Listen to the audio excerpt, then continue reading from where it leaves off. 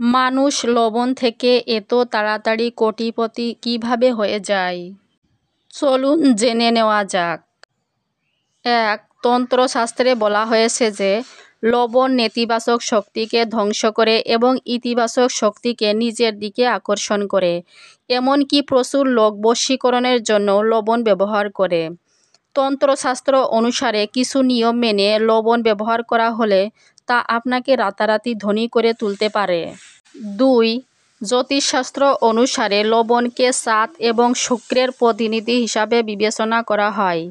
ইস্পাত বা লোহার পাত্রে লবণ রাখলে চন্দ্র ও শনির মিলন ঘটবে, যা অত্যন্ত মারাত্মক প্রমাণিত হয়। এটি রোগ এবং দুঃখের কারণ হয়ে ওঠে। কোনো প্লাস্টিকের পাত্রেও লবণ রাখা উচিত নয়। শুধুমাত্র কাঁচের পাত্রে লবণ রাখলে তার খারাপ প্রভাব পড়ে না। 3. আমাদের জীবনে অনেক সময় অর্থের অভাব হয়, যার কারণে আমাদের অর্থনৈতিক অবস্থা খারাপ হয়। এক্ষেত্রে একটি গ্লাসে 1 চা-চামচ লবণ রেখে ঘরের দক্ষিণ-পশ্চিম কোণে রাখুন। এই জলের গ্লাসের পেছনে একটি লাল রঙের বাল্বও রাখুন। এতে করে আর্থিক সমস্যা থেকে মুক্তি পাবেন। কিছুদিনের মধ্যেই আপনার ঘরের ঝামেলা দূর হতে শুরু করে এবং টাকা আসতে শুরু করে। কিন্তু এই প্রতিকার করতে সময়ে সময়ে এই জল পরিবর্তন করতে থাকুন।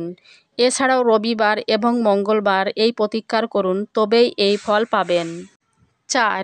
যারা চাকরি পাচ্ছেন না এবং ব্যবসায় ক্ষতির সম্মুখীন হচ্ছেন, তাদের জন্য শাস্ত্রে এর প্রতিকার দেওয়া হয়েছে। এর জন্য আপনাকে আপনার হাতে পিষাই করা লবণ নিতে হবে এবং আপনার মাথার উপর 3 বার ঘোরাতে হবে। তারপর এই লবণটি দরজার বাইরে ফেলে দিন। এভাবে টানা 3 দিন করুন। যদি এটি সাহায্য না করে তবে আপনার মাথা থেকে লবণ সরিয়ে টয়লেটে ফ্লাশ করুন। অবশ্যই উপকার পাবেন। 5. লবণ এবং কাঁচ উভয়ই রাহুর কারক হিসাবে বিবেচিত হয়। তাই কাঁচের কাপে লবণ ভরে টয়লেটে বা বাথরুমে রাখলে সেখানে নেতিবাচক শক্তি নষ্ট হয়ে যায়, কারণ রাহুর বেশিরভাগ খারাপ প্রভাব বাথরুম থেকেই আসে। এছাড়াও এই প্রতিকারে সেখানে থাকা অণুবীক্ষণিক জীবাণু ধ্বংস হয়ে যায় এবং অশুভ শক্তি চলে যায়। প্রতি মাসে কাপের লবণ পরিবর্তন করুন এবং পুরানো লবণ ফেলে দিন। 6. লবণ ঘর থেকে নেতিবাচক শক্তি দূর করতে কাজ করে। এর জন্য ঘর মোছার সময় জলে 1 চিমটি লবণ মিশিয়ে দিন। সপ্তাহে 2 বার এটি করলে ঘরে পজিটিভ এনার্জি আসে। কথিত আছে যে ঘরে লবণ মিশ্রিত জলের মোছা লাগলে শীঘ্রই ধনপ্রাপ্তি হয়। ঋণ থেকে মুক্তি পেতে প্রতি রবিবার লবণ জল দিয়ে ঘর মুছুন। এতে আপনার টাকা সংক্রান্ত সমস্যা সমাধান হবে। এর সাথে আপনি ঋণ থেকেও মুক্তি পাবেন। 7. লবণ পড়া ভালো নয়।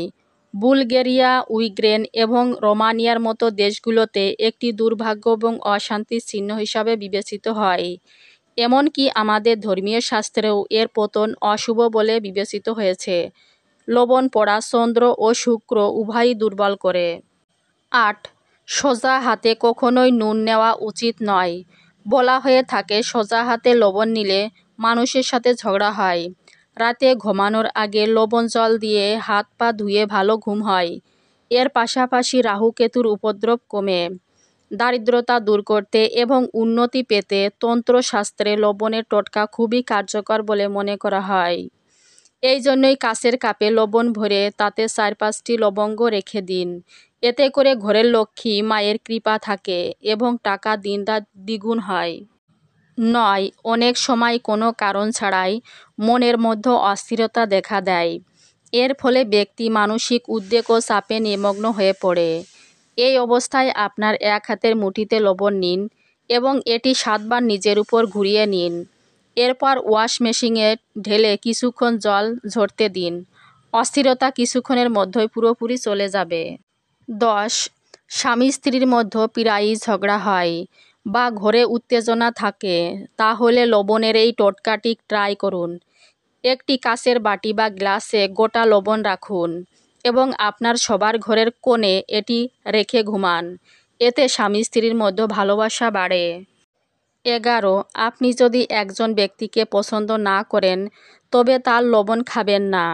কোনো পাপী পুরুষের বাড়িতে কখনো লবণ খাবেন না। নইলে আপনার জীবনও তার মতো হয়ে যাবে। যেখানে সেখানে লবণ বা নোনতা খাবেন না। এই বিষয়টি সবসময় মাথায় রাখবেন।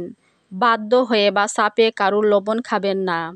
এতে আপনার বড় ক্ষতি হতে পারে। যার আচার আচরণ ভালো এবং যে ধর্ম অনুযায়ী আচরণ করে তার লবণ খাও।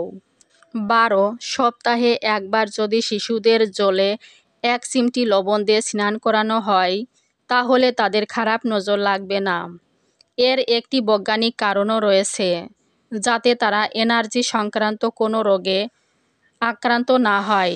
এছাড়াও আপনার বা কোনো শিশু কারোর নজরে পড়লে তা থেকে বাঁচতে 1 চিমটি লবণ 7 বার মাথার উপর ঘুরিয়ে প্রভাবিত জলে ফেলে দিন। এতে খারাপ নজর দূর হবে।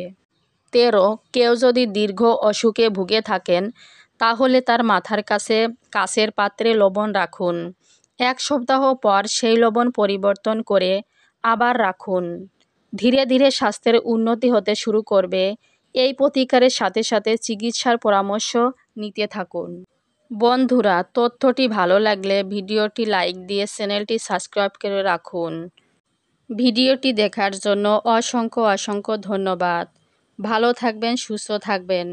দেখা হবে পরবর্তী একটা ভিডিওতে।